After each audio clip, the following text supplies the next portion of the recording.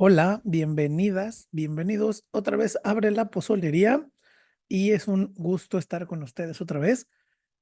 Y de nuevo tenemos casa llena. Están con nosotros las humanas, está con nosotros el humano. Y hoy, solo por hoy, por la calidad y cantidad de cosas que voy a decir, me tengo que autoidentificar como un antropólogo alienígena. Hoy no formo parte de la especie humana porque no, ya verán por qué.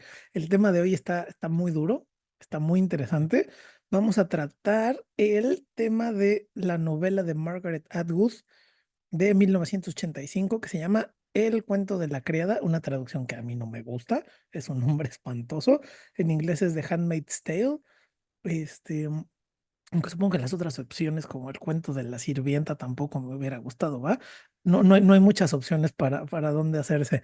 Y después de que conversemos un poquito, le vamos a dar una vuelta a la novela, que luego se hizo película y luego se hizo una serie que ahorita acaban de estrenar bueno, no acaban de estrenar, pero está disponible en HBO y en México y está bien intensa. La novela está intensa, la serie está intensa y es un descochambrador de un sedimento que tenemos atorado en la cabeza respecto a las relaciones sexuales y las relaciones reproductivas y un montón de cosas que tenemos naturalizadas de las que ya iremos hablando.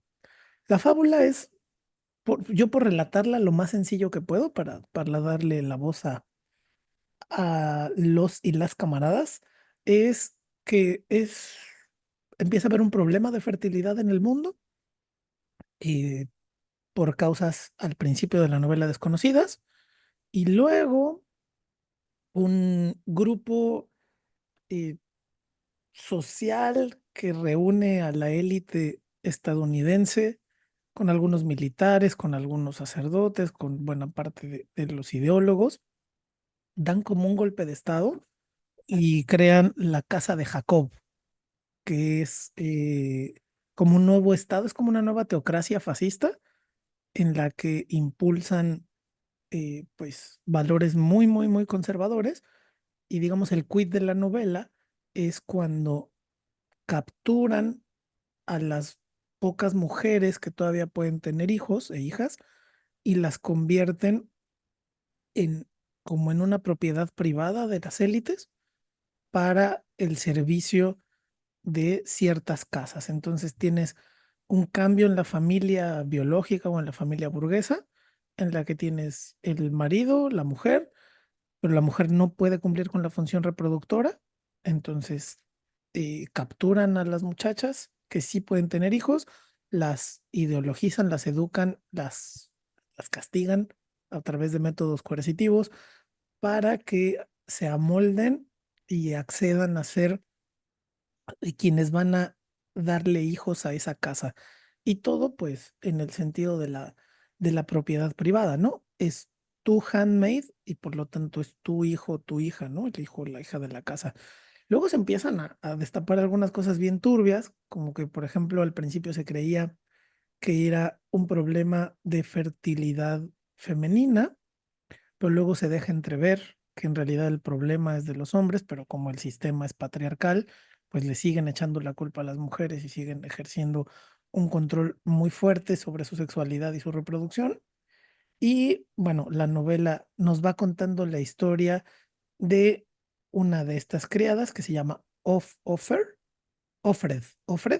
que es, pues en inglés es el corto para de Fred, ¿no? Es la mujer of Fred, o sea, la mujer de Fred. Y otra se llama of John y otra se llama of Williams y otra se llama, ¿no? Con el prefijo de, ¿no? Em, Pierden su nombre, pierden su capacidad económica, hasta que pierden cualquier posible identidad individual. Y hay un asunto ahí como en el que empieza como a crecer la resistencia, o si se intenta ofrecer alguna resistencia, fútil al principio, muy, muy, muy compleja.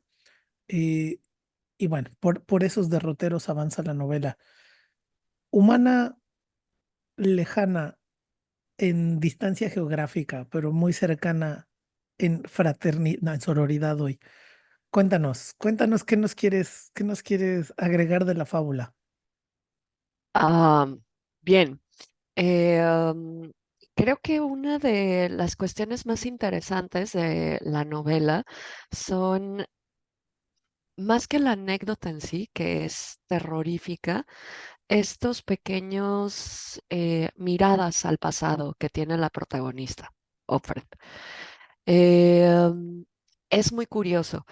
Cuando ella reflexiona sobre el tiempo anterior a que se instaurara esta teocracia fascista, como bien has descrito, ella recuerda estar, por ejemplo, en conflicto con su madre, ¿no? Haberse sentido avergonzada de su madre, que curiosamente era una luchadora feminista. ¿No? Una luchadora feminista que participó en movimientos que fueron muy famosos en su momento, claro, en el contexto de la novela, uno llamado Recuperemos la Noche, que creo que para cualquiera que sea mujer y haya querido salir algún día de copas es muy claro, ¿no? A qué se podría referir. Y otro, una lucha para prohibir la pornografía, ¿no? Que bueno, también creo que es obvio, ¿no? Porque nos molesta, ¿no?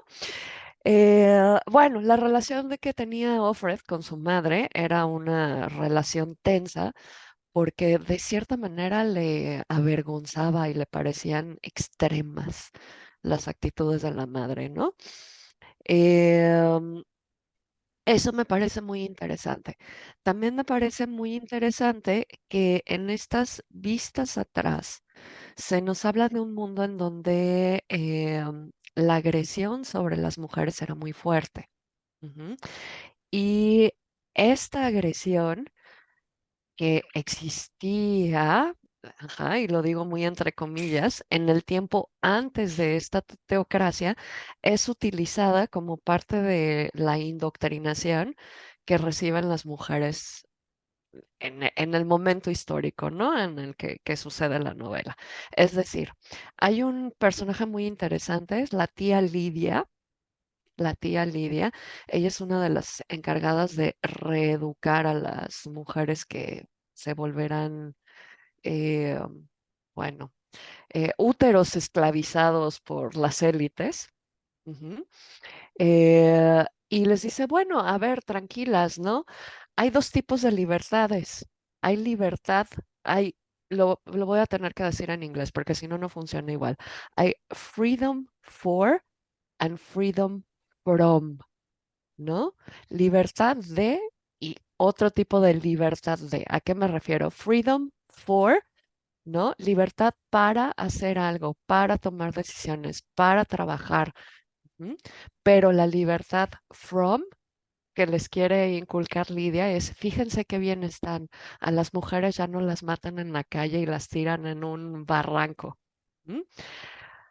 Esas cuestiones, esas pequeñas vistas al mundo atrás y su comparación con ese mundo presente son una de las cosas que me resultan muy, muy interesantes en la novela por cuestiones que iremos tratando de hilar poco a poco. Pero otra cosa que quisiera mencionar, sí, efectivamente se vislumbran como por aquí y aquí algunos intentos de resistencia. No sabemos si son fútiles o no, porque en eso se cierra el testimonio de Offred. De pronto acaba. Lo único que sabemos es que, no sé, un siglo, 2 siglos, no recuerdo exactamente el número de años después, el testimonio de Offred es encontrado por unos historiadores que ya tienen un congreso y una materia universitaria dedicada, ¿no? Al estudio de esta teocracia de la que estamos hablando y están discutiendo justamente, ¿no? Las observaciones de Offred. Bueno, eso quiere decir que esta teocracia terminó, ¿no? Fue transitoria. Pero lo que resulta extremadamente curioso son los comentarios que hacen estos historiadores respecto a esa teocracia y respecto al testimonio de Offred. pero creo que lo podemos dejar un poquito en pausa para irlo hilando con otras cosas y sacar más temas a colación. No sé, ¿qué les parece? Me parece súper. Justo el fin de la novela es ese, ¿no? Empiezan a estudiar el testimonio de Ofred. Se supone que lo que acabamos de leer es un testimonio en primera persona de esa etapa histórica y lo estudian como nosotros estudiamos el nazismo, más o menos, ¿no? Como que se da así un colegio y clases especiales y como si hubiera documentales y todo. Pero sí, los comentarios, la forma de comentar el evento es muy particular. Humana Cercana. ¿Quieres decirnos algo más sobre la anécdota o empezar a tejer alguna cosa por ahí que te haya llamado la atención entre las tantas que hay? Creo que quiero inaugurar quizá un poquito la discusión, centrándonos en quizá en develar también esto que se dice con quizá como con descripción, pero que a veces no termina de nombrarse dentro de la novela, ¿no? Por el mismo tono en la que se narra el testimonio de Ofred y por los comentarios que se hacen posteriormente. Hay ahí un velo acerca de esta nueva forma de funcionamiento de la familia, ¿no? Hay una descripción ahí, cuando se está esperando la ceremonia, ¿no? Como le dicen, donde dice, bueno, estamos esperando a que se reúna la familia, ¿no? Y una familia, eso es lo que somos. Y el comandante es el cabeza de familia. Él nos alimenta a todos como haría una nodriza, ¿no? Y habla acerca de la presencia de la esposa también y de Rita, que pues es otro tipo de empleada dentro de este sistema. Y lo que sigue a continuación, pues es una escena de violación, tal cual, ¿no? Ofred está obligada a ofrecer esta capacidad reproductora, pero creo que es importante notar cómo se ha hecho, cómo se ha normalizado, cómo se ha lexicalizado, cómo se ha sistematizado justamente esta violencia, para llamarlo familia, ¿no? No se pone de pronto como en duda esta nueva célula social, sino que es una nueva forma de operación, ¿no? Y entonces, em, pues yo traigo por ahí algunas teóricas que justamente señalan como esta presunta capacidad reproductiva, ¿no? Así lo podemos decir, o presunta capacidad paridora, también se ha llegado a nombrar así, pues es justamente em, como la base de la opresión de las mujeres, ¿no? Pensar en esta división del sexo entre varones y mujeres es también un señalamiento de una capacidad que se considera innata, ¿no? Hemos logrado de pronto como evidenciar otro tipo de opresiones, pero falta todavía como esta, como desenmascarar justamente cuál es el discurso en torno a esta capacidad reproductiva o esta capacidad paridora, ¿no?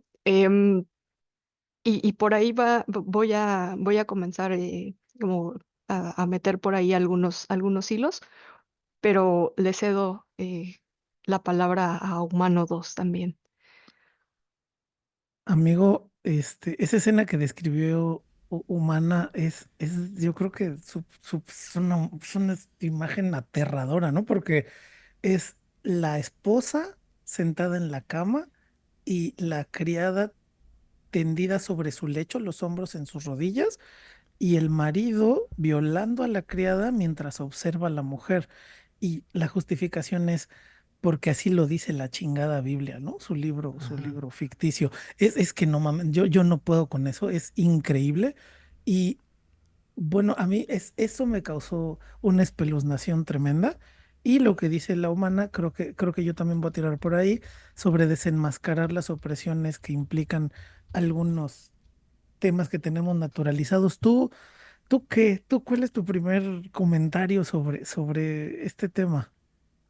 Bueno, primero que, o sea, la Biblia, pues, al menos la de Jerusalén y la de King James, que es la de la mayoría de las iglesias cristianas, sí tienen el pasaje tal cual, ¿no?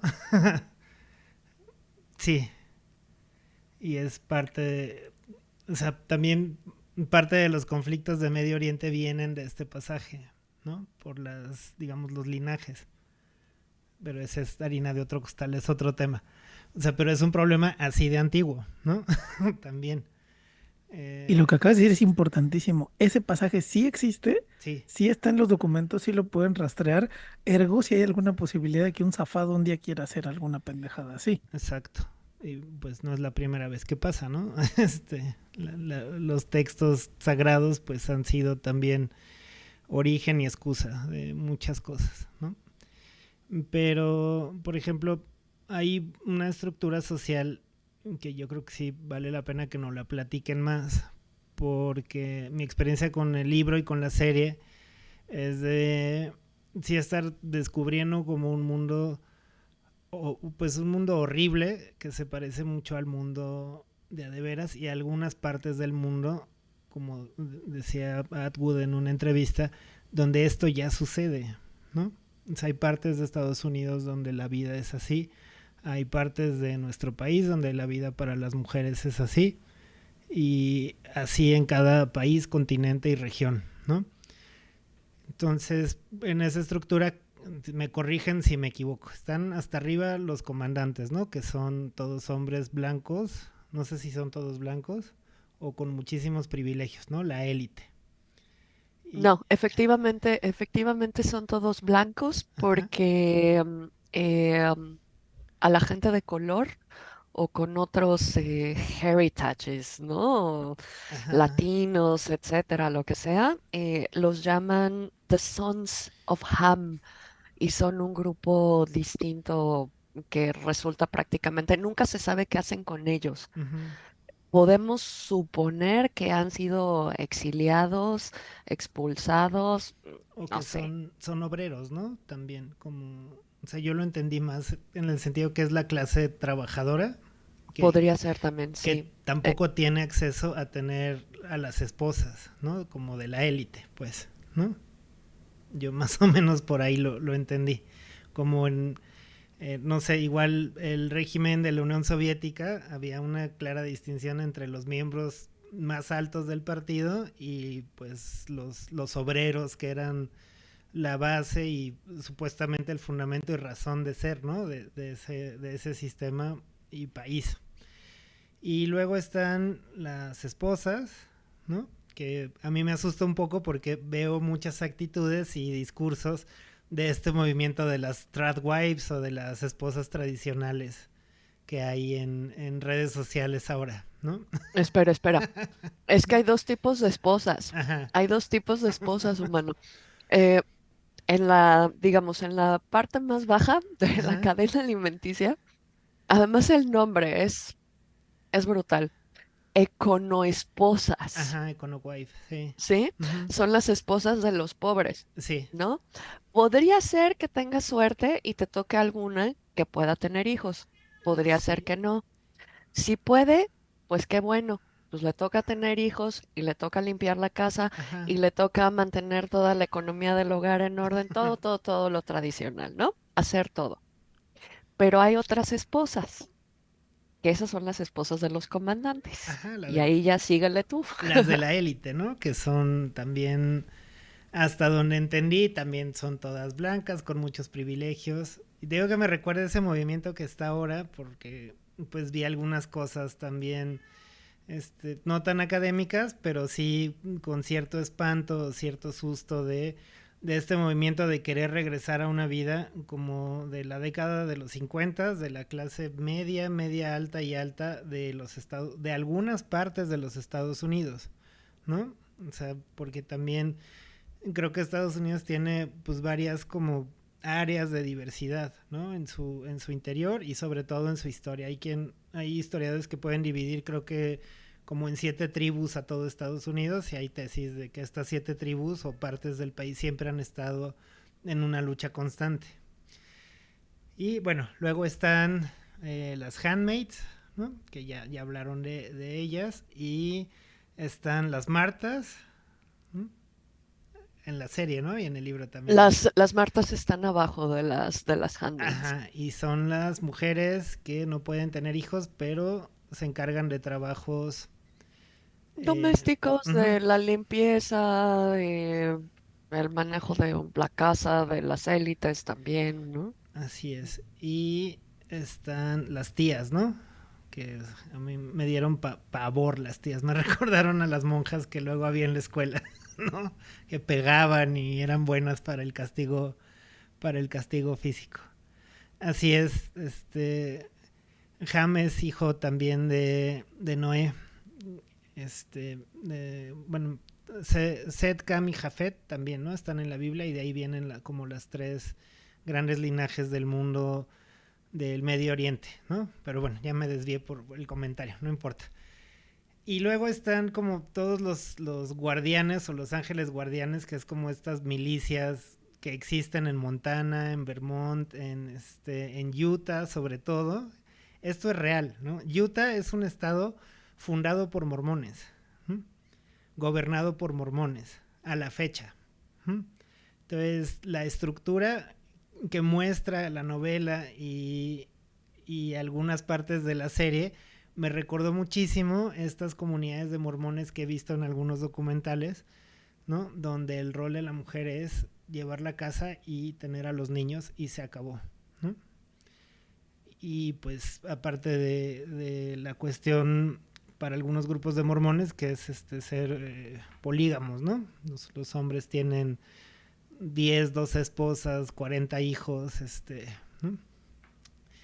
Entonces, toda esta estructura social, ¿no? Que sale, o sea, no sale de la nada, ¿no? A mi entender, pues hay un grupo y que debe ser mayoritario para hacerse del poder, ¿no? De una manera como en la serie lo pintan muy violento, ¿no? Porque hay como, digamos, como falsean que hay ataques terroristas. Aquí hay puro spoiler en este programa, entonces no les dé miedo contar todo, ¿no? Que simulan ataques terroristas para, no sé si les suene similar, ¿no? Atacar al Congreso, las cámaras, ¿no? Diputados y, bueno, lo que es la Cámara de Representantes y el Senado de Estados Unidos, la Corte o la Suprema Corte de allá y el Poder Ejecutivo. No sé si tenga alguna similitud. Y lo que más miedo me da es, pensando en esa estructura, digamos, cuando hay un dictador, pues no es el dictador solo, ¿no? El que se sostiene hasta arriba de la pirámide, ¿no? Hay toda una estructura abajo que lo sostiene. Y en este caso, pensar en lo que acaba de suceder en Estados Unidos y que tiene muchas similitudes con nuestro país, es cómo el proyecto 2025 o 2025 de Donald Trump está sustentado por 100 organizaciones de ultraderecha conservadora que tiene que ver también con proyectos pro vida y con algo que se traslapa con lo que dijeron anteriormente, que es no solo prohibir la pornografía, sino meter a la cárcel a todos los relacionados con la industria, ¿no? Entonces, pues, o sea, la vida real está aquí y está reflejada, pues, desde el 85, ¿no? En una novela que no es de ciencia ficción, ¿no? También, o sea, la autora ha dicho que no es ciencia ficción. Creo que el término era ficción especulativa, que es más terrorífico que el horror, ¿no? Y este sería como mi comentario hasta ahora. Probablemente ese género de ficción especulativa, para quienes no han leído a Margaret Atwood, se parezca un poco a lo que pasó con Black Mirror hace apenas unos años, que salieron los episodios y el terror de lo que ocurría ahí se sentía así como que ya iba a pasar y ¡pum! Ya pasó, ¿no? Y ya estamos ahí y ya estamos más allá de lo que Black Mirror nos estaba como postulando, ¿no? Ya está el robot perro que te persigue, ya están las aplicaciones que te califican como ser humano, ¿no? En China el sistema de WeChat es brutal respecto a tu calificación social, ¿no? Digamos, algo así. Lo verdaderamente aterrador, la visión de Atwood es extraordinaria. Ella tiene el péndulo de la historia, ella puede ver el péndulo de la historia. Es que cuando ella escribe esta novela en 1985, No había pasado el 11 de septiembre en Estados Unidos, obviamente. El ataque terrorista o, como dice la teoría de la conspiración, el ataque interno de los Bush para perpetrar el estado de excepción en Estados Unidos. No había ocurrido el ataque al Capitolio, que ocurrió apenas en 2021 con los seguidores de Trump. Y ahora que ganó Trump, eh, bueno, creo que fue el año pasado que echaron para atrás el Roe v. Wade, o sea, la legislación que permitía a las mujeres tener alguna defensa jurídica respecto a la interrupción del embarazo, fue echada para atrás por la Suprema Corte de Justicia estadounidense hace, no me acuerdo si el año pasado o el antepasado, este, y es una legislación que había durado ya 40 años. Entonces, si quisimos aprovechar este distópico presente en el que estamos ahora para hablar de la distópica ficción especulativa que nos prometió Atwood, y pues yo creo que es hora de meterle pues la carnita al pozole. Querida humana, ¿quieres empezar? Vale. Por ahí algún un trabajo de ciencia ficción, ese sí, o no, que me gusta mucho, dice algo así como, esto ha pasado antes y volverá a suceder. Bien, a qué viene esta demoledora y escalofriante frase? Ah, para el año en que Margaret Atwood está sentada escribiendo El cuento de la criada, todo lo que ha pasado en la novela ya pasó. Sí, efectivamente, no ha habido el ataque terrorista del 11 de septiembre, pero ya para 1984, Atwood está escribiendo, en Irán a las mujeres ya se las había sacado de las universidades, de sus trabajos, las habían forzado de nuevo a utilizar burkas y a regresar a sus casas, ¿sí? Eso en Irán. En Afganistán también se habían encumbrado en el poder los grupos más extremos. Em, También podemos pensar en Rumanía, este dictador, no sé cómo pronunciar su nombre, Ceausescu, ajá, también, Ceausescu, ajá, ¿no? exacto, ¿no? Ya había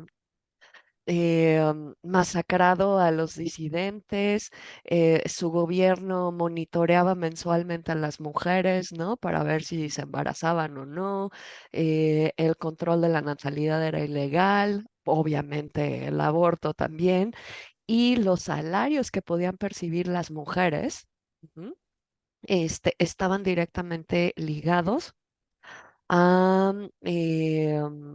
a tener hijos. Ujú.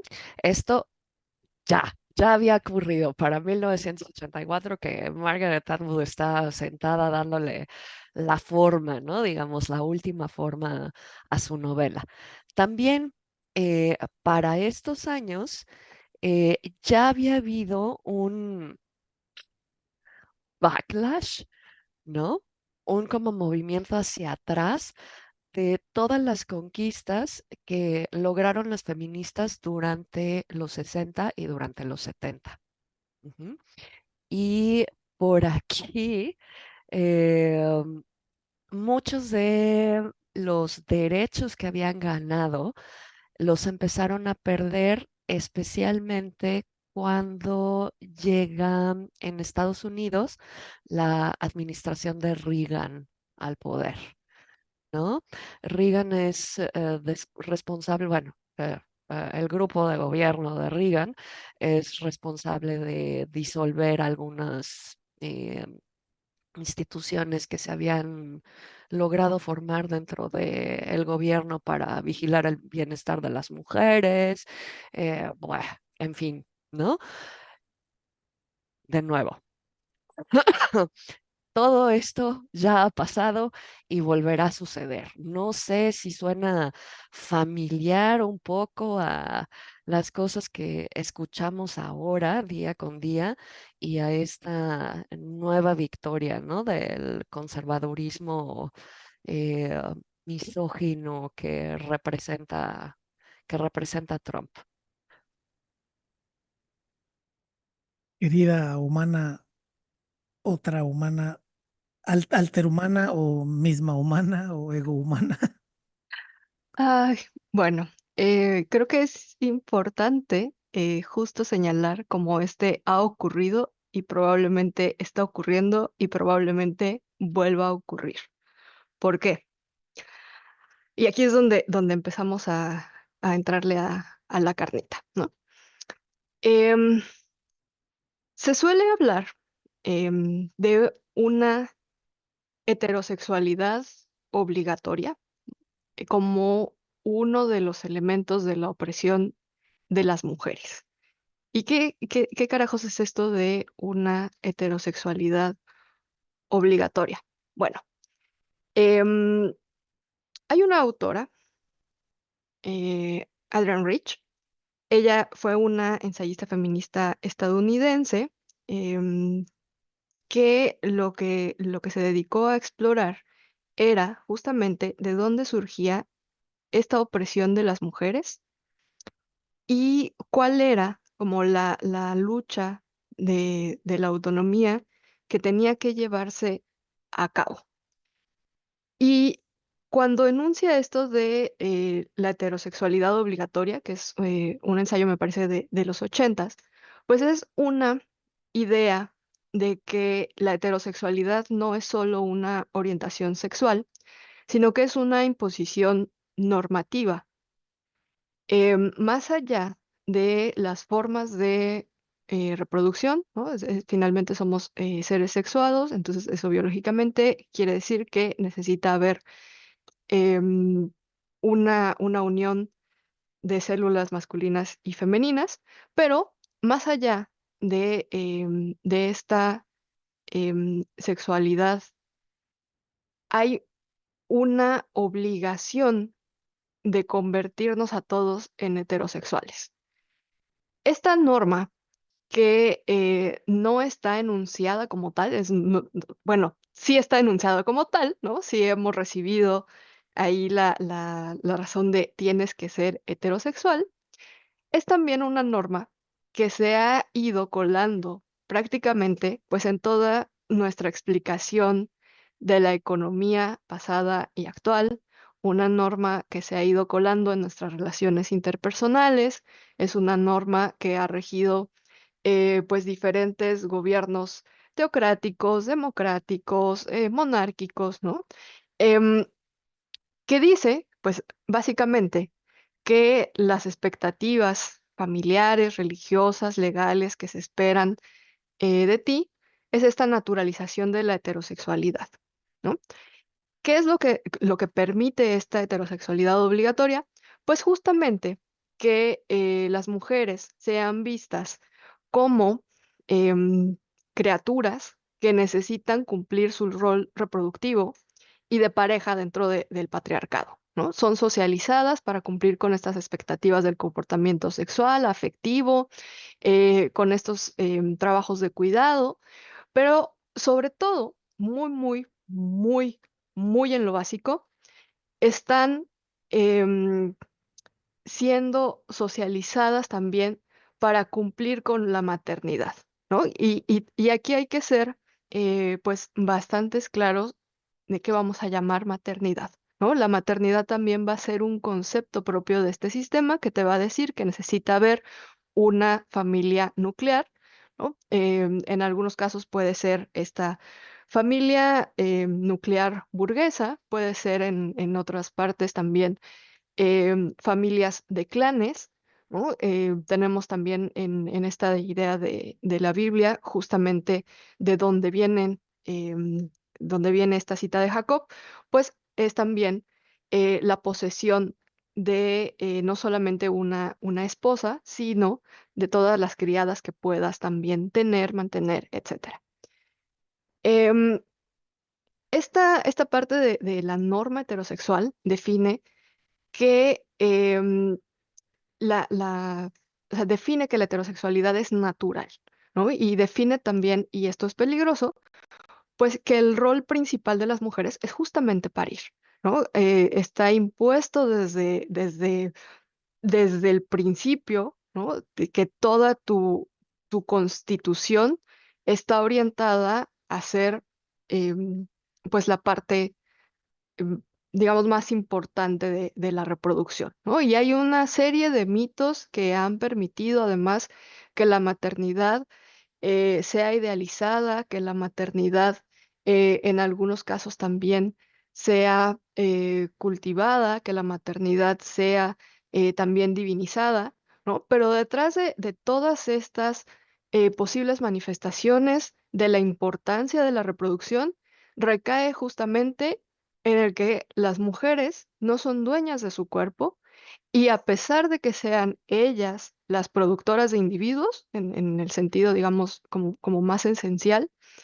em, ellas no son finalmente las dueñas de ese producto, ni las dueñas de su propio cuerpo, ni las dueñas de sus procesos, y tiene que haber siempre sí o sí un individuo varón aunado a esta idea de maternidad, ¿no? Por ahí empieza las ganas de discutir esta novela, junto con otro par de autoras que iré introduciendo. Una de ellas es Firestone. Ella es también una filósofa feminista radical canadiense-estadounidense. Ella escribe también por la década de los 70 un libro que se llama La dialéctica del sexo, y ella también está proponiendo que la única liberación posible de las mujeres no es esta revolución económica que se había propuesto desde el socialismo, no es esta a lo mejor revolución social de la desaparición de clases, sino justamente la liberación a partir de la abolición de la diferencia sexual en la reproducción. ¿Qué es eso? Em, Firestone también está diciendo, es verdad, las mujeres son las criaturas que tienen en sí la capacidad paridora, pero existe un conjunto de normas, de herramientas que permiten que los estados y otro tipo también de sistemas de organización sociopolítica económica, pues tengan una opresión reproductiva en contra de las mujeres, ¿no? Las mujeres no son dueñas de su cuerpo, las mujeres no tienen decisión a veces jurídica, ¿no? Tienen que ser tuteladas, vamos a decirlo, por el sistema, podemos decirlo también por el patrón, por el Estado, pero pues em, ella dice también hay que llamarlo como lo es, ¿no? El patriarcado. Y puede ser no solamente tu pareja, tu esposo, puede ser también en algunos casos tu padre, tu hermano, ¿no? No hay solamente una forma de pensar esta familia nuclear dentro de nuestra sociedad capitalista burguesa, ¿no? Si no existe de pronto la figura del padre biológico, no importa, ¿no? Siempre habrá como un varón que pueda tomar ese papel de cabeza de familia y de hacerse cargo de la paternidad legal, social, moral de esas criaturas, hijos, hijas engendrados, ¿no?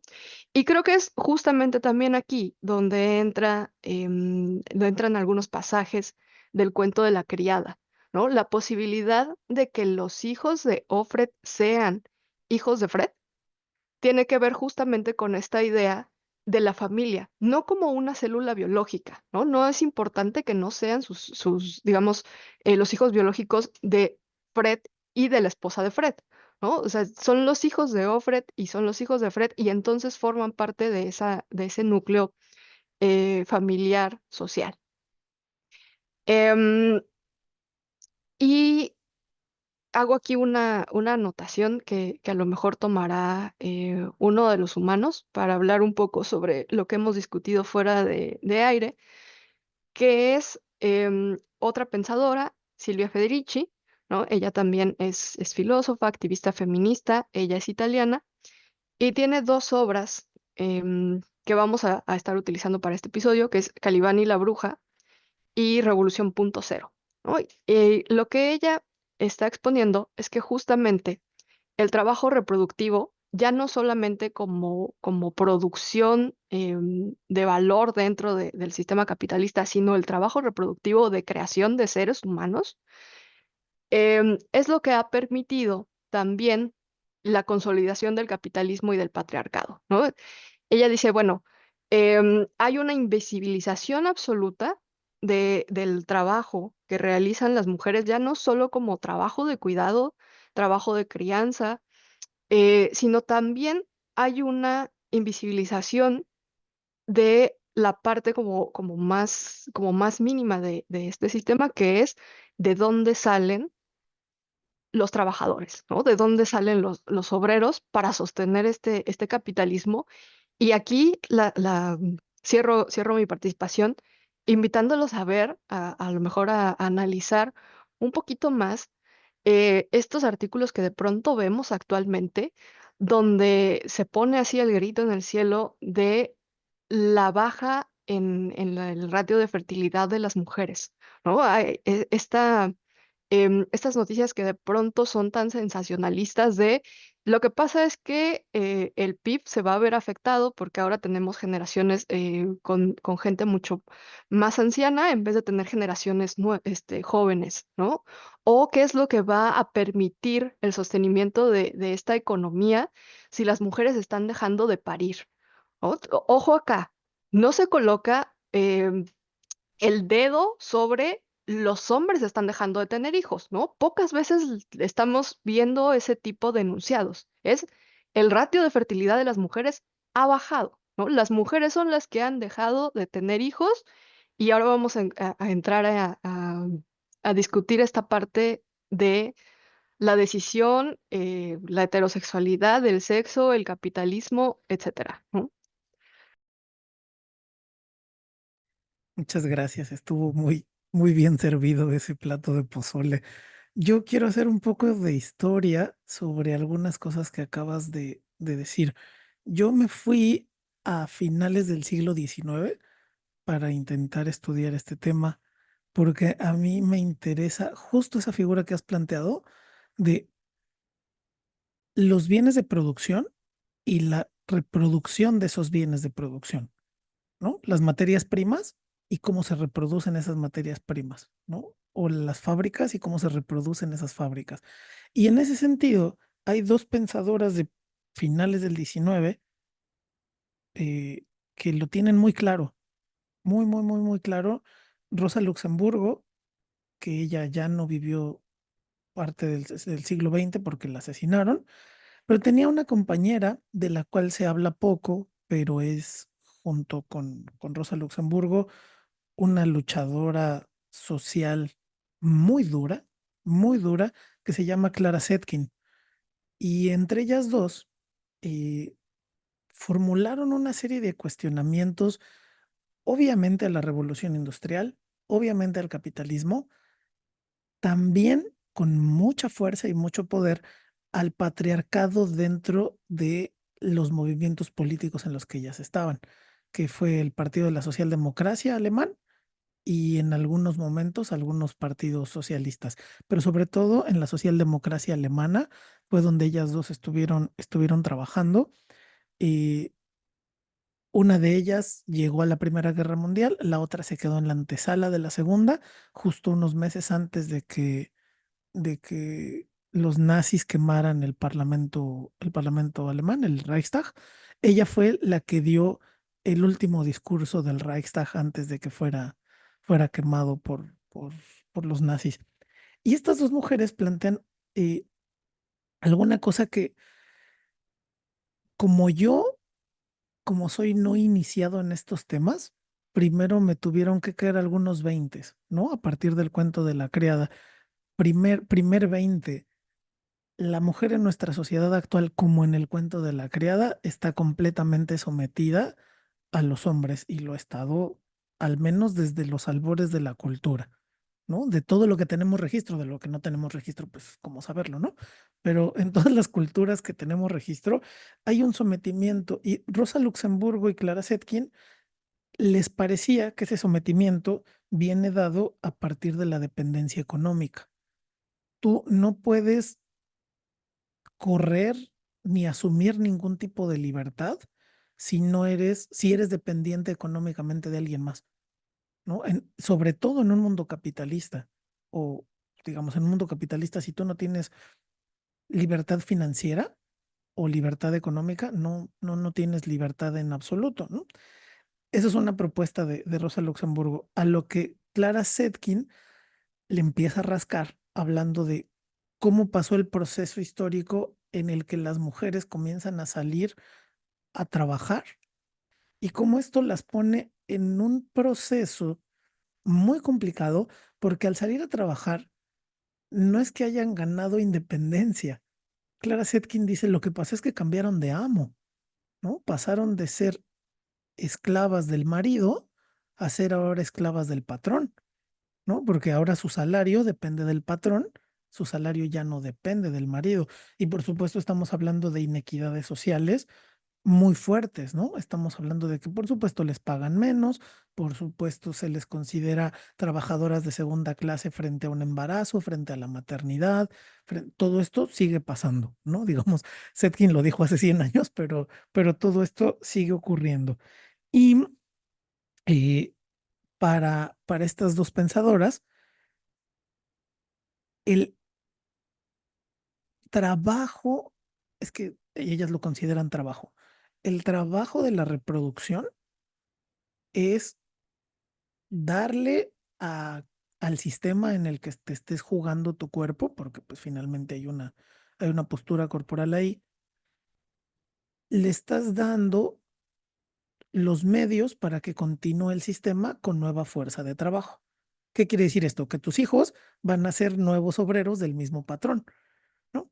Bueno, para ponerlo en términos sencillos, o sea, no es ningún misterio los linajes de las grandes empresas de este país, ¿no? O sea, Emilio Azcárraga es el tercer Emilio Azcárraga, ¿no? Ricardo Salinas es el tercer Salinas. Digamos, estos linajes de patrón y proletarios que sirven a ese patrón, pues son larguísimos. Y entonces Clara Zetkin exige en varios discursos que que se conciba la maternidad como una fuerza de producción, pero no capitalista, ¿no? Como una fuerza de producción social y que se salvaguarde su defensa, ¿no? Es decir, tratar la reproducción como si fuera, y lo voy a decir en los términos más llanos que puedo, como si fuera una fábrica y defender la fábrica porque es nuestra fábrica, ¿no? Es la fábrica de personas.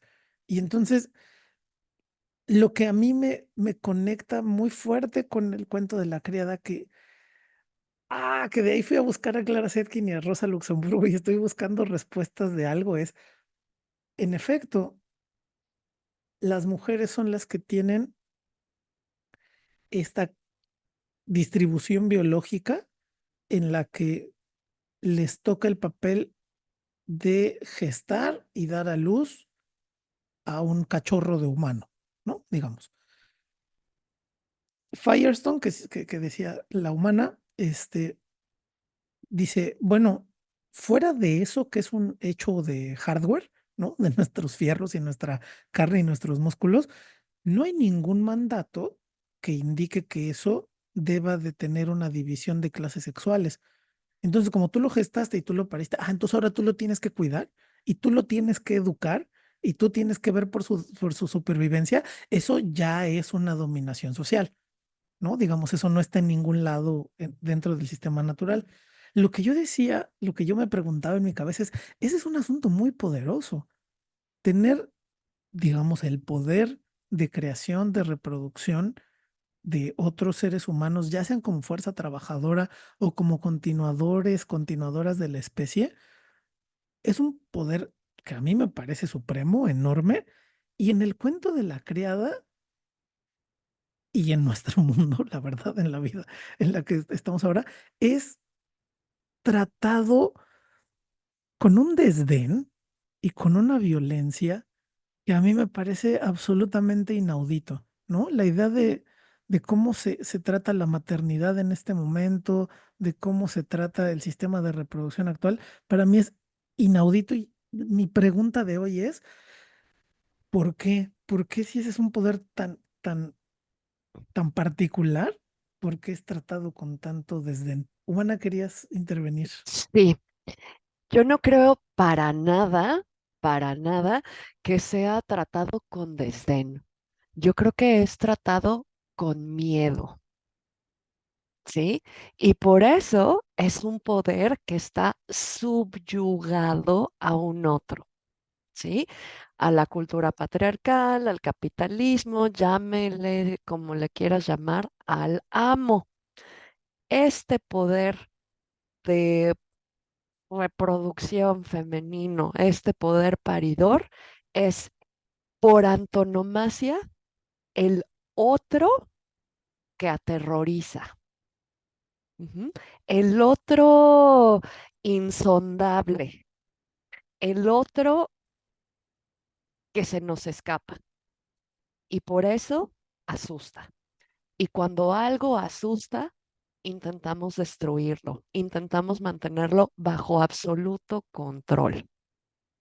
Yo creo que no es desdén, es miedo. Y un miedo perfectamente justificado, ¿no? O sea, digamos, eso es un poder gigante. Humano, vas. Sí, yo creo que en el fondo, perdón que tuve que salir, pero tuve que atender algo, ¿no? Que no podía dejarlo. Pero en el fondo de lo que mencionan, creo que hay un apestoso concepto kantiano, ¿no? Sobre la ética, ¿no?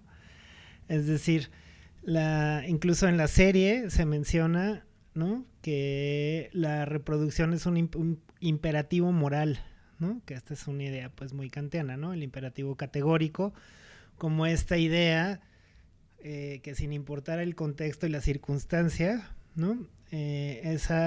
Digamos, este imperativo es una norma universal, ¿no? Que debe guiar las acciones humanas, ¿no? Y que debe ser universal.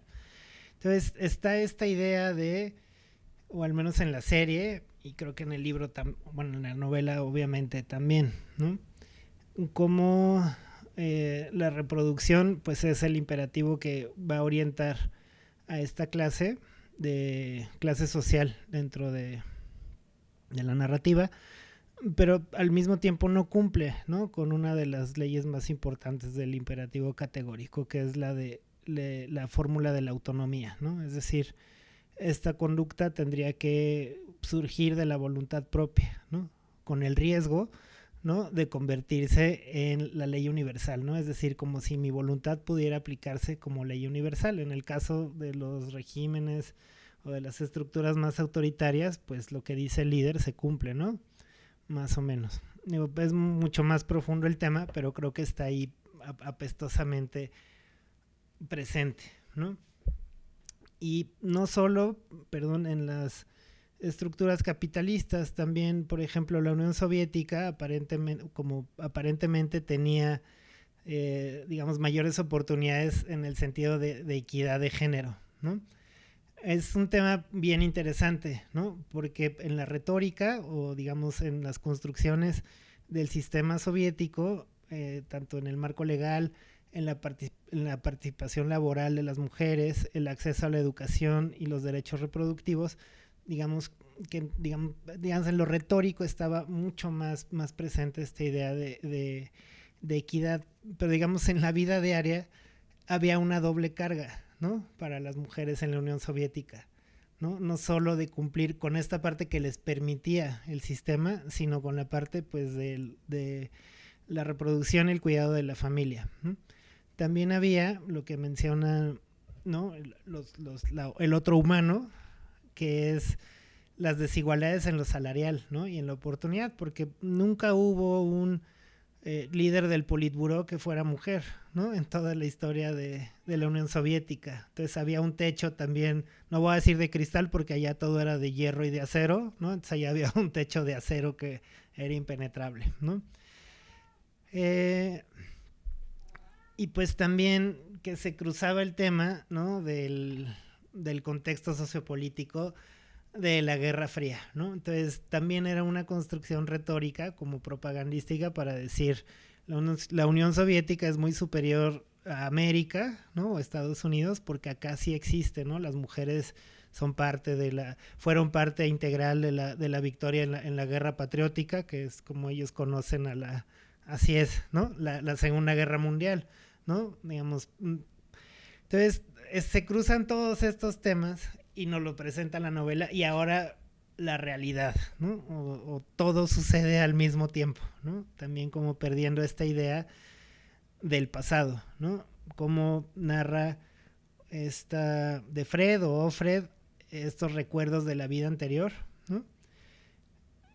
Que en algunos casos en nuestra vida práctica empieza a suceder, ¿no? O sea, si buscamos en internet cómo era la vida en los 90s, es muy difícil ya encontrar ¿no? Contenidos que antes sí existían, que antes estaban ahí y ya no han sido preservados. Entonces, digamos, es una estrategia a largo plazo, es un juego a largo plazo, ¿no? El ir borrando las posibilidades económicas, las posibilidades de recordar la historia y el de establecer pues, ciertos tipos de conductas desde estas ideas de imperativo, ¿no? O sea, la idea de los universales pues regresa, ¿no? Con muchísima fuerza después de lo que parecía ser como una etapa, ¿no? Finales de los 90, principios del siglo XXI, los 2000, ¿no? Que parecía que íbamos, digamos, sobre el buen camino, ¿no? De ir hacia un lugar mejor.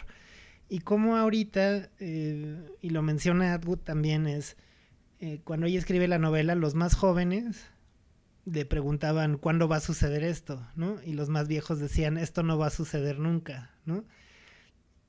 Y solo voy a cerrar con esta idea que tengo de que los norteamericanos tienen un deseo morboso por ver el final de su país, de su república, ¿no?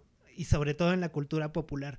Siempre va a caer un meteorito, una epidemia zombie, los fascistas, los nazis escondidos en el gobierno, ¿no? Y es como la profecía autocumplida, ¿no? De ellos mismos para ellos mismos. Y el temor que esto pues escurra, ¿no? Al resto del mundo, como en la novela o en la serie, ¿no? De que van a exportar este modelo de las red tags, las etiquetas rojas, ¿no? De las criadas o de las handmaids creo que en la novela era Japón y no me acuerdo muy bien, y en la serie a México, ¿no? Entonces, pues son todas estas ideas que pues no nos han abandonado, ¿no? Pero también como decía el comentarista político, creo que Jon Stewart, ¿no? No es el final, ¿no? O sea, no puede ser el final, ¿no? O sea, sin duda es muy oscuro, ¿no? Sin duda es muy triste, pero no podemos permitir que esto sea el final, ¿no? De esta narrativa. Y es todo lo que voy a decir ahora. Voy a dejar tres notas de lo que tú dijiste en la pizarra de corcho, si alguien las quiere tomar, antes de empezar a dar soluciones para incendiar el mundo, lo cual me parecería fantabuloso. Uno es que también Clara Zetkin anota lo que tú estás diciendo, y que ella dice, no es que las mujeres al salir de casa para ir a la fábrica hayan perdido un trabajo, ¿no? Al contrario, ahora tienen dos trabajos. Eso ya es clarísimo para las sociedades actuales, ¿no? Pero digamos, cada vez se incrementan más y más y más y más, porque las labores de cuidado nunca se han desfeminizado. Y entonces este mandato kantiano horrible sigue ahí dando vueltas. Segunda nota veloz. La esposa del coronel, digamos la dama de Offred, es un personaje interesantísimo también. Se llama Serena Joy, ¿no? Como alegría y tranquilidad, todo en el mundo. Y ella era una activista por los derechos de lo que ahora resumiremos como tradwives, ¿no? Ella era conservadora y ella era la tía panista, ¿no? Y la tía panista, ya dentro del sistema de opresión de la teocracia fascista, también se siente abrumada porque ella es brillantísima. Ella es brillantísima y la tienen recortada a su función de unos valores por los que ella apostaba en su vida previa, pero que ya, o sea, ya la realidad la sobrepasa, ¿no? Y la tercera nota se me olvidó, así que Humana, paso contigo para que nos cuentes lo que nos quieras contar. Vale, pues no sé por dónde empezar. Hay tanto que deshilar, hay tanto que decir. Eh, pero bueno, regresando a la cuestión, quizá un poco de, sí, voy a tomar un poco a Serena Joy, ¿no? Este personaje sumamente interesante, ¿no? Al que, ¿cómo era este dicho que decían nuestros abuelos o los padres que se le voltea el chirrión por el palito? ¿Sí? Sí, era así. Bueno, ya, todavía me acuerdo, ¿no? Esta sabiduría popular, ¿m? Que siempre nos rescata. No, sí, efectivamente, ella era una abogada de estos valores tradicionales femeninos y acaba siendo completamente aprisionada, ¿no? Por estos mismísimos valores. Pero yo quisiera hacer una anotación y, bueno, creo que ya tenemos demasiado que discutir, pero también quiero mencionar un nombre que ha sido bastante llevado y traído en episodios previos, que es el de Hannah Arendt. ¿M? Eh, no solo que se le volteó el chirrión por el palito le pasa a Serena, le pasa a Ofred también. Y le pasa a la mayor parte de las mujeres que viven en esta sociedad teocrática, apestosa, fascista. ¿Por qué? Cuando Offred reflexiona sobre el pasado, antes de que se instaurara esta teocracia, hay un momento en que dice muy claramente, nosotros vivíamos como siempre, ignorando. Ujú. Pero después aclara, ignorar no es lo mismo que ignorancia. Tienes que trabajar por ello, ¿sí? Entonces, a lo que se está refiriendo es a una ignorancia voluntaria, el voltear la cabeza para el otro lado cuando los derechos que habían alcanzado estas mujeres empiezan a ser atropellados, cuando empiezan a aparecer los primeros signos de que se está alzando este grupo de la casa de Jacob, que después se convertirá en este gobierno tiránico. ¿Sí? Este voltear la cara para el otro lado, igual que hizo Serena Joy, igual que hizo y hace Offred durante la novela, porque no lo puede evitar, no lo puede evitar. Em, Me retrotrae a Hannah Arendt justamente en sus comentarios sobre cómo se crean y se sostienen los regímenes totalitarios, ¿sí? Y es una cuestión no de rasgarse las vestiduras, pero sí de culpa. Todos tenemos la culpa. Cuando nos atrapa un régimen de esta naturaleza o un régimen extremo o cuando vemos nuestros derechos atropellados, todos tenemos la culpa. ¿Por qué? Porque nos volteamos para el otro lado. A eso se le llama complacencia. ¿M? Y por eso es tan terriblemente triste que podamos seguir diciendo, esto ha pasado antes, está pasando y seguramente seguirá pasando. Ahora, regreso. ¿Por qué traje a colación el final de la novela? A este académico historiador discutiendo los testimonios de Offred. Porque los comentarios que hace sobre estos testimonios son sumamente desdeñosos, ¿no? Bueno, qué pena que no tuvimos ahí un documento impreso del comandante y nada más tenemos estas grabaciones de esta chica y se burla de ella y se burla de las cosas que le preocupaban, ¿no? Y hace ciertas bromas con una cola sexual, misógina, jugando entre la similitud fonética entre tale, que es cuento, y tail, que es cola, lo cual nos quiere decir que sí, ya no existe la República, la República de Gilead, bueno, la teocracia de Gilead se ha regresado, digamos, a un régimen menos extremo, pero ese tipo de comentarios, ese tipo de comentarios nos indican que la actitud frente a las mujeres no ha mejorado absolutamente del todo, digamos, ¿no? Todavía hay mucho, mucho trabajo por hacer. Y bueno, ahora son estos otros hilitos que que quería yo traer, pero vaya que ahora sí tenemos un pozole harto en calorías, ¿no? Está llena la olla. Humana, Ay, bueno, vamos a empezar también con los temas em, difíciles del día de hoy, como si estos no hubieran sido los difíciles, pero échale salsa, sí, échale sí, salsa. justo lo que dice Humana. Es que también un cuestionamiento muy frecuente de los feminismos ha sido justamente cómo acabar con esta opresión cuando las mujeres también participan en su reproducción.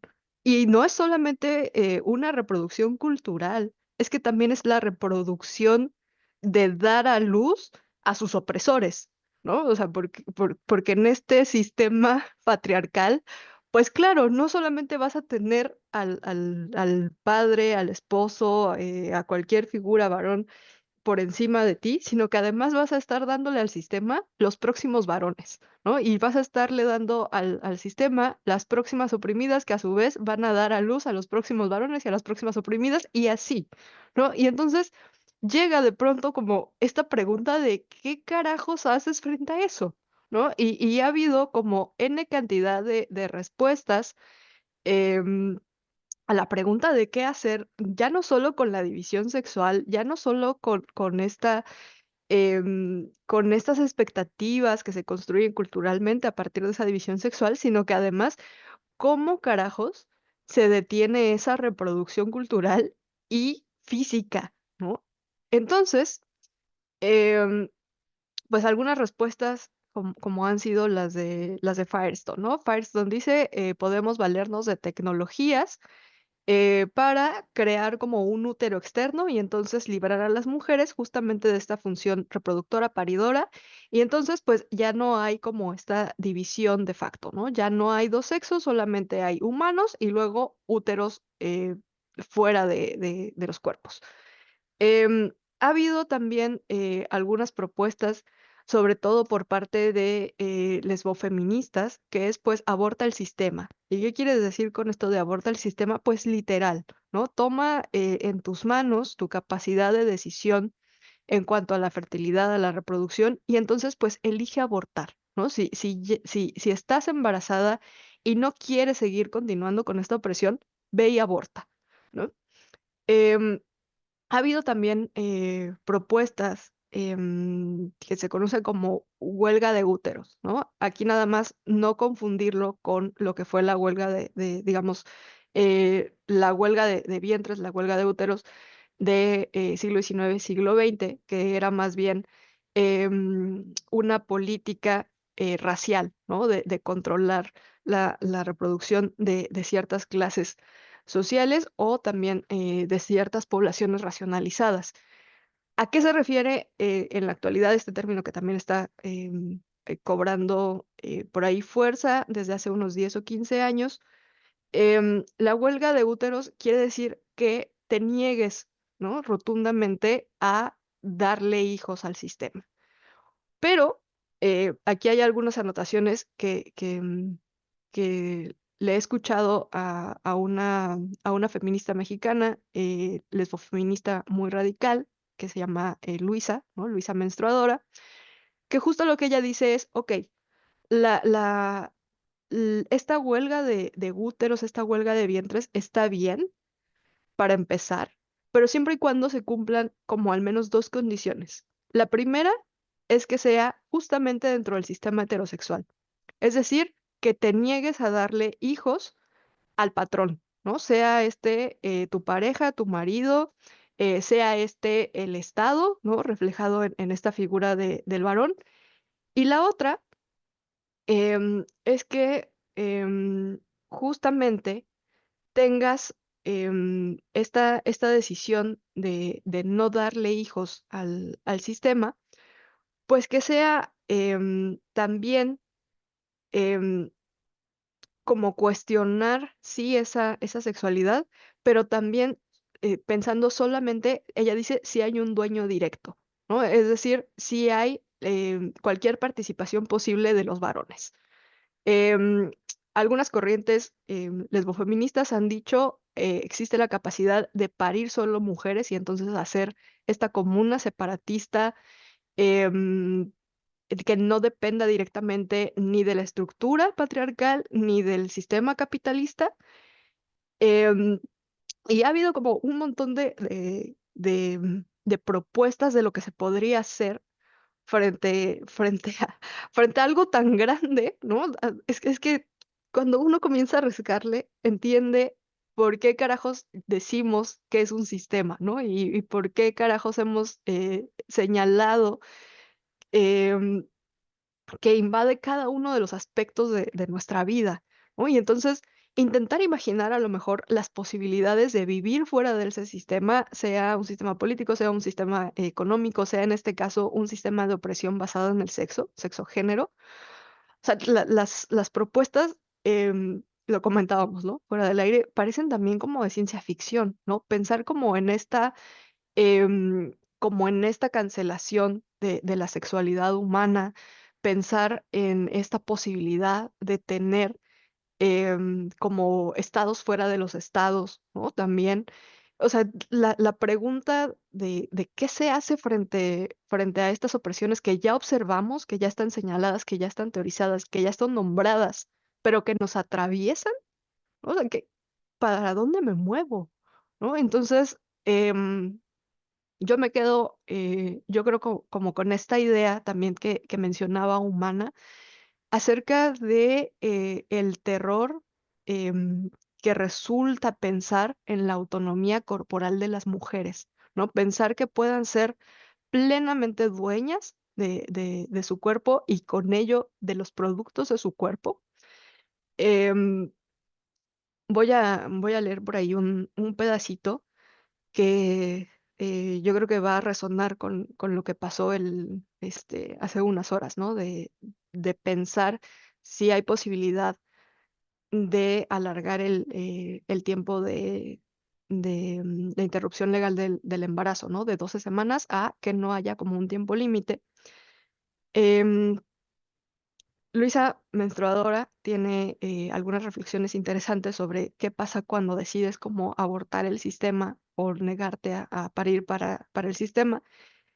Y en algún lugar le leí que decía, bueno, lo que pasa es que habría a lo mejor que empezar a aceptar precisamente este discurso de que pues un embrión es vida, ¿no? Y esa es como la terrible verdad que también se teme dentro de estos discursos de cuándo es posible abortar, bajo qué condiciones es abortar. Esta conceptualización de cuándo empieza o no la vida, ella decía, bueno, a lo mejor una posibilidad tendría que ser justamente aceptar ese enunciado y entonces ser conscientes de que esa otra vida presente, potencial o como le quieran decir, las mujeres están decidiendo sobre eso, ¿no?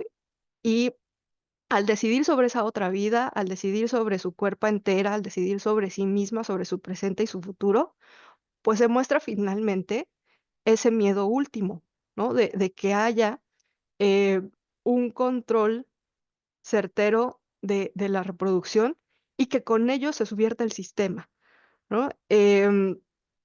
Por supuesto que de pronto se vuelve incómodo, ¿no? Pero una vez a lo mejor que aceptas que tienes esa capacidad de decisión y esa capacidad física material, ¿no? De como de aniquilar de alguna forma esa reproducción del sistema, bueno, se abren puertas interesantes que yo creo que o nos llevan a una especie de liberación, emancipación final, o hay una respuesta tan violenta como lo es el cuento de la criada, ¿no? O sea, creo que ese miedo atraviesa por completo la novela. una respuesta tan violenta como es el cuento de la criada, sí, pero también una respuesta tan violenta como que el representante último de la manósfera, ¿no? Un criminal juzgado vuelva a ganar las elecciones en Estados Unidos. Sí, pero porque lo permite su sistema. Ah, bueno, claro, por Sí, supuesto, pero es que es lo, las causas últimas. pero es lo terrible, o sea, que puedas, o sea, es lo terrible de la democracia, ¿no? O sea, de la democracia de ellos, que tú puedas ser juzgado y podrías ser presidente desde la cárcel, o sea, desde prisión, ¿no? Es como hasta ilógico, ¿no? Contrasentido, o como, pero ahí está, ¿no? Y yo nomás quería preguntar, dejar como una pregunta ahí o sea, la vía tecnológica yo no le tengo nada de fe, ¿no? Porque, o sea, ninguna de las vías tecnológicas que nos han prometido como libertadoras lo ha sido, ¿no? Sobre todo el internet, y es para mí la tristeza, de las tristezas más grandes ha sido que el medio que iba a ser la posibilidad, ahora es la posibilidad de las ultraderechas, ¿no? De controlar las narrativas, los discursos, la construcción de las identidades, etcétera, etcétera, etcétera, ¿no? Y en el otro sentido, es pues es muy interesante abordar el problema. Por ejemplo, nuestro país aún no tiene estas tendencias de tener cada vez menos niños, ¿no? Como otros países en Europa, o ¿no? Que sus pirámides poblacionales están invertidas, ¿no? Y el gran temor es quién va a mantener a todos los viejitos, ¿no? ¿Quién nos va a mantener a todos, ¿no?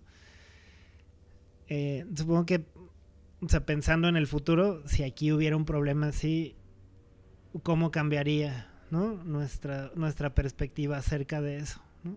O sea, cuando el terror inminente de quién nos va a mantener, quién va a producir la comida, ¿no?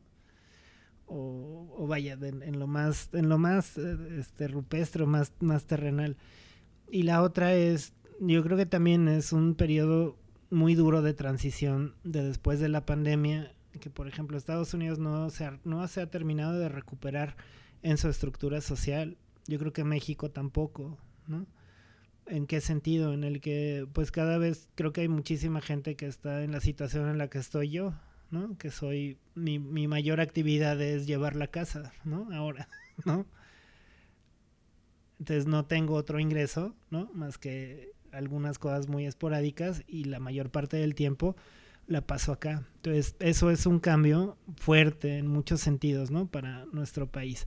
Entonces, en este contexto, ¿cómo repensar, ¿no? Esa relación? Porque me llama mucho la atención por un incidente que había olvidado, que me pasó el miércoles en una clase de patines. Un chico dijo, es que ahora ser hombre en México es un pedo, ¿no? Me sorprendió muchísimo, ¿no? Me sorprendió la seguridad con lo que lo dijo, ¿no? Es decir, pues no, güey, porque, o sea, en México ser mujer es 10 veces más pedo, ¿no? O sea, y ahora que así te están confrontando con dos cosas, güey, ¿no? Y su queja era porque no sé qué le habrá pasado, que le dijo algo a alguna chica y pues lo denunciaron, ¿no? Entonces está...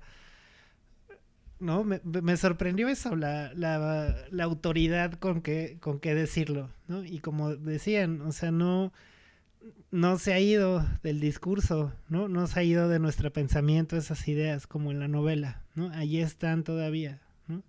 Y allí han estado, y pues a mí sí me gustaría pensar la posibilidad de un mundo donde ya no estuviera, más que como anécdota, ¿no? De decir, en el pasado todos éramos absolutamente, pues ignorantes o súper tontos y decíamos esto, ¿no? Y que no pasara de ahí. Y en este sentido, nada más cerrar con una idea de un filósofo que se llama, norteamericano, que se llama Baruch Fischhoff. Él trabaja la ciencia de las ciencias de la comunicación. Y para él, la posibilidad que da la tecnología con respecto a comunicar lo que hacen las ciencias duras y las ciencias sociales, pues, es el crear estos espacios para poner en contacto especialistas y a público. Él todavía usa el concepto como de público en general, ¿no? O de audiencias, de ponerlas en contacto, pero ya no con la idea de llegar a la mejor resolución, ¿no? Sino más bien de generar espacios donde sea posible lograr los mejores desacuerdos, ¿no? Que es como la teoría de mínimos que más me ha impactado, ¿no? Entonces, cualquier sistema autoritario va a negar esa posibilidad, ¿no? De construir espacios de comunicación, y yo creo que eso es un antídoto, el que podamos tener esa resistencia y seguir generando espacios de comunicación con los que no piensan igual que uno. Es una oportunidad, pues, de salirnos del cuento de la criada y escribir otros cuentos, ¿no? U otras posibles sociedades. Y ese sería ya mi cierre. Muchas gracias.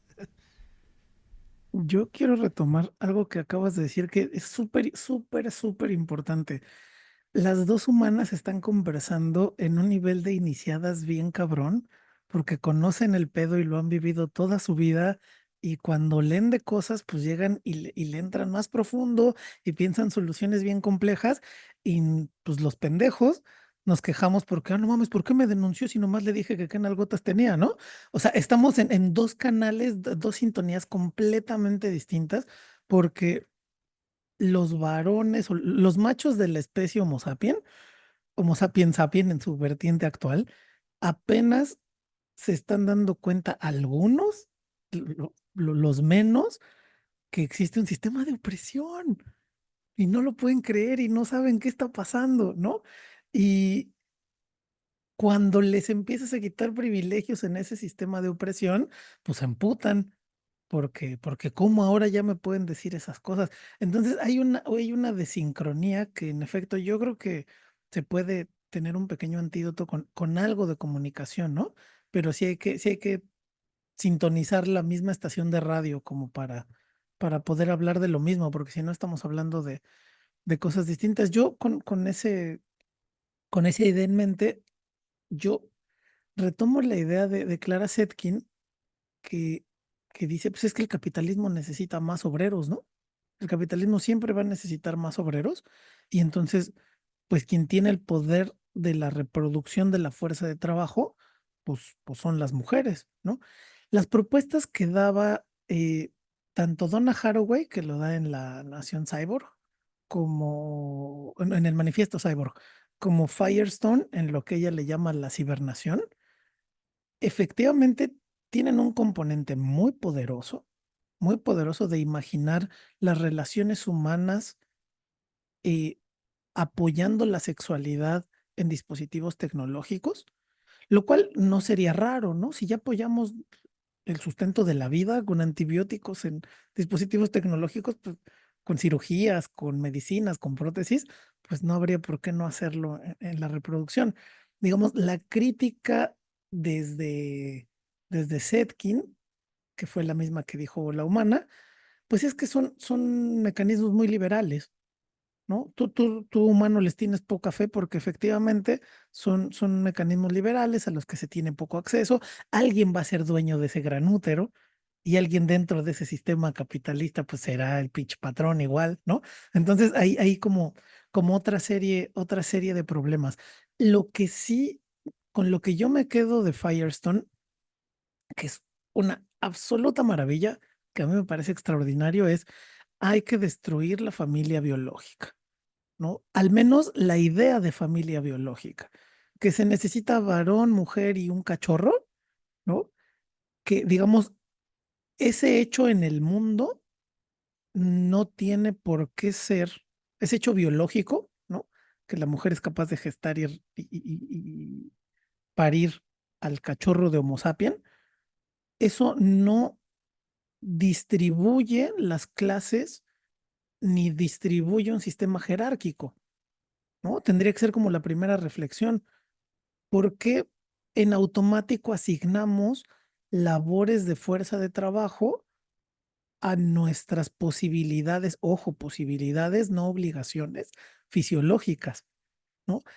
Me parece que tan imbécil como pensar que como tienes pulmones, tu tarea es inflar globos toda la perra vida. ¿no? Así de estúpido es. Entonces, no, él ya tiene pulmones, que se ponga en chinga a inflar globos toda la vida, güey. No, relájate, güey, tengo pulmones y los puedo usar para eso o para otra cosa, ¿no?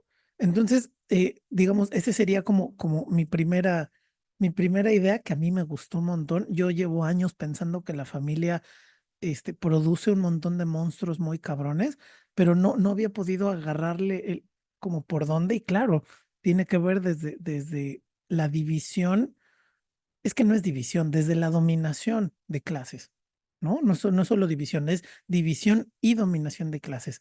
Esa es la primera cosa. Y las propuestas que estuvimos conversando suenan lejanas o algunas imposibles por nuestra sociedad actual, pero de ahí se pueden tomar, yo creo que yo voy a tomar dos cosas que a mí me parecen posibles en la actualidad, que me encantaría compartir con el auditorio de macho de la especie Homo sapien que nos escuche, ¿no? Porque las chicas ya lo saben, ¿no? Quienes no lo saben son pues, los changos que son como un oñero e ignorante, ¿no? Y que apenas está aprendiendo. Primero, lo primero es que no hay ningún motivo para que las mujeres tengan que darle respuesta a nadie sobre el control de su cuerpo, ¿no? Lo dijo Jennifer Aniston en Friends: no uterus, no opinion, pero lo dice Firestone con una cita que les voy a leer porque me parece extraordinaria. Hay que configurar los medios de reproducción en este sentido capitalista, o sea, el trabajo, la sociedad, todo el sistema económico, y restituir la plena propiedad de sus cuerpos y que ellas confisquen, que se apropien, que se lo quiten al patrón y confisquen el control de la fertilidad humana, ¿sí? No solo en el sentido individual, de la fertilidad como especie, junto con las instituciones sociales del alumbramiento y educación de los hijos. No olvidemos que hay una fuerza epistémica del Estado y del sistema capitalista patriarcal detrás de todo nacimiento. Está toda la episteme médica estando interrumpiendo y controlando cada paso de los embarazos, desde el embarazo hasta el alumbramiento y luego entre el Estado a controlar la educación. Entonces, lo que dice Firestone es: hay que restituir el derecho de la reproducción humana a quienes tienen la capacidad y la fuerza de la reproducción humana, ¿no? Entonces, sería lo primero, que los chavos nos demos cuenta de que pues las chavas tienen ese poder y que pues no las estemos chingando, ¿no? En español, para decirlo en español. Y segunda cosa, cuando nos encontramos con sistemas opresores como el cuento de la criada, retomo lo que dijo Humana sobre Hannah Arendt: nadie te obliga a participar, cabrón. Tú siempre puedes no participar en ese esquema de opresión, ¿no? Siempre puedes apostarle por la libertad, siempre puedes apostarle por la confianza, siempre puedes apostarle por el respeto. Y si tu mamá se enoja porque no le vas a dar nietos, qué mal pedo, que se enoje. Si tu tío te va a criticar en Navidad, pues qué mal pedo que te critique, ¿no? Pero eh, yo a mis colegas machos de la especie Homo sapiens les diría esas dos cosas: reivindiquemos restituyamos el control absoluto, absoluto de la fertilidad de la especie a las mujeres, y restituyamos en absoluto el derecho a no oprimir, ¿no? No importa el sistema en el que estés. Entonces, pues vamos con algún comentario final, Humana. ¿Alguna cosa para ir cerrando? Vamos a darle una vueltita a esto.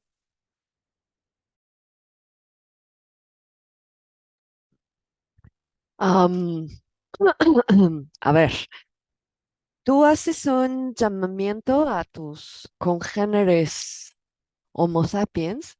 Yo también quiero hacer un llamamiento, pero a nuestras congéneres también, ¿sí?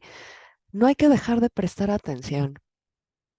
Por favor, a que esas cuestiones de que si el feminismo está superado y de que no lo necesitamos en nuestra vida y de que si son cosas muy radicales y que si está muy loco y qué susto y A ver, por favor, no dejemos de prestar atención a estas inequidades que siguen existiendo, a este control que sigue existiendo, a este deseo de apropiamiento, apropiación, expropiación, explotación, ¿sí? No dejen de prestar atención respecto a que aún ahora las mujeres son tratadas exclusivamente como carne. Ujú.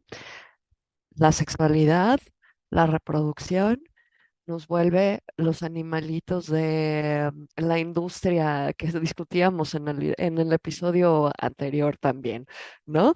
No dejamos de prestar atención a eso. En el momento en que nos descuidamos, es en el momento en que perdemos los pocos derechos que vamos ganando. Ya está. Humana, ¿quieres dar un comentario como de cierre? Sí, eh, yo creo que también en esta serie de ideas es importante observar cómo operan justamente los discursos entre lo colectivo y lo individual, ¿no? Em, de pronto cuando se habla, por ejemplo, ¿no? De una heterosexualidad obligatoria, ¿no? Y entonces parecería como si le estuvieras diciendo a la individua, ¿no?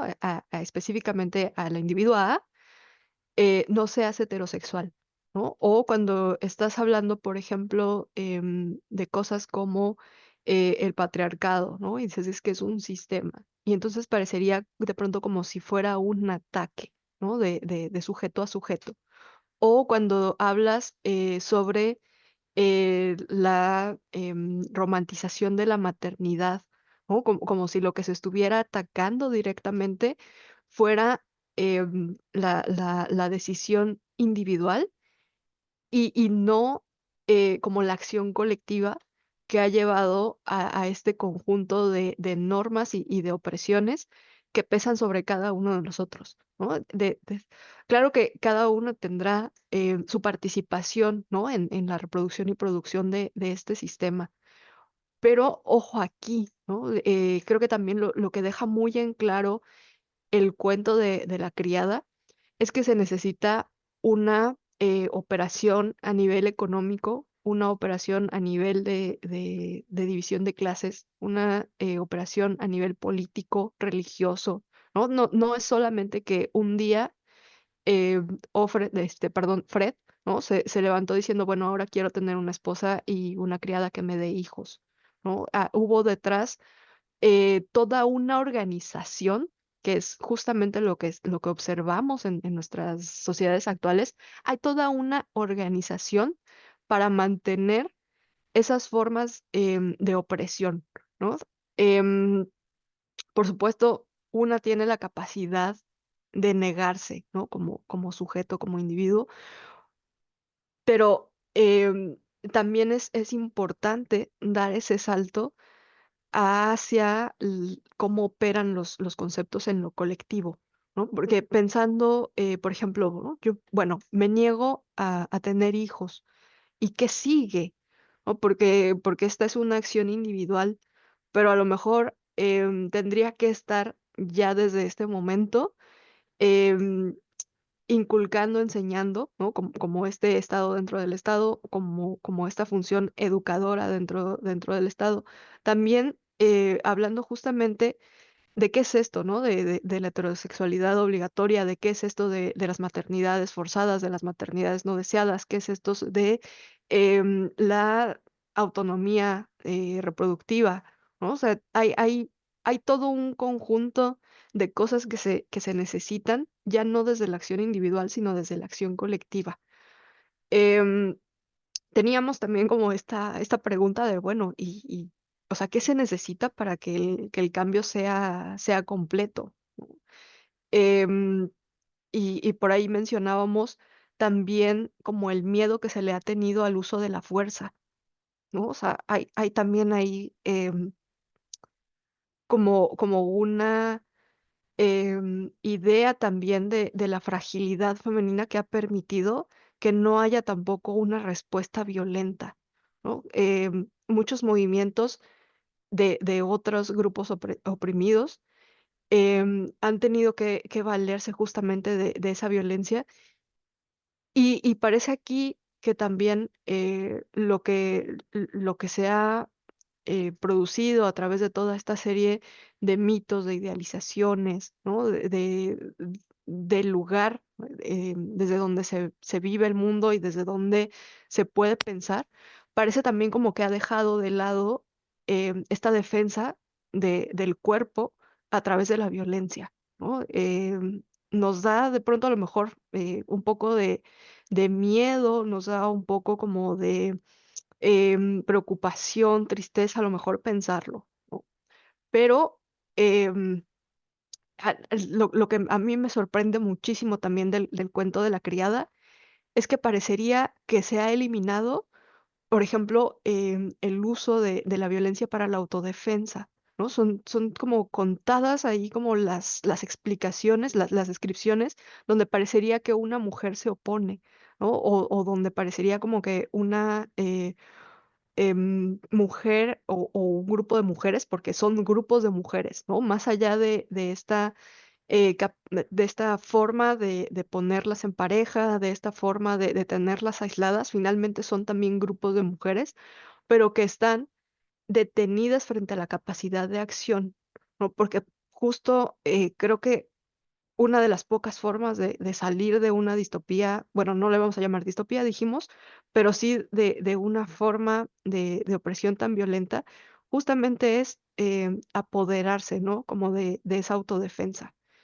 Y em, yo creo que cerraría el episodio de hoy invitando em, como a esta socialización también del conocimiento, ¿no? Lo que decían también los humanos, de que a lo mejor se nos ha dado también a las mujeres y sobre todo a mujeres feministas también se ha ido desplazando hacia nosotras como la tarea de educar en estos temas, ¿no? Como de, bueno, eso es como cosa de mujeres y entonces son las mujeres las que tienen que dialogarlo en el espacio público y son las mujeres las que tienen que hacer como toda esta serie de estrategias para hacer la defensa de su autonomía, ¿no? Entonces yo creo que también queda ahí como una invitación a socializar el pensamiento entre nuestros pares de la mejor forma posible. Ujú. Si te pega, no te quiere. Si te pega, te defiendes. Amigo, ¿quieres cerrar de alguna manera el episodio? No, ya había tenido yo mi cierre.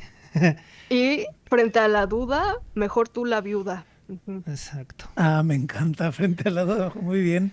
Pues cerramos la pozolería por hoy. Se van gorditos, gorditas de harto nutrimentación, que ahora sí, ah, hay harto que platicar. Nos vemos la siguiente semana. Muchas gracias, humanas. Muchas gracias, humano. Que les vaya muy bonito. Chao. Chao. Chao.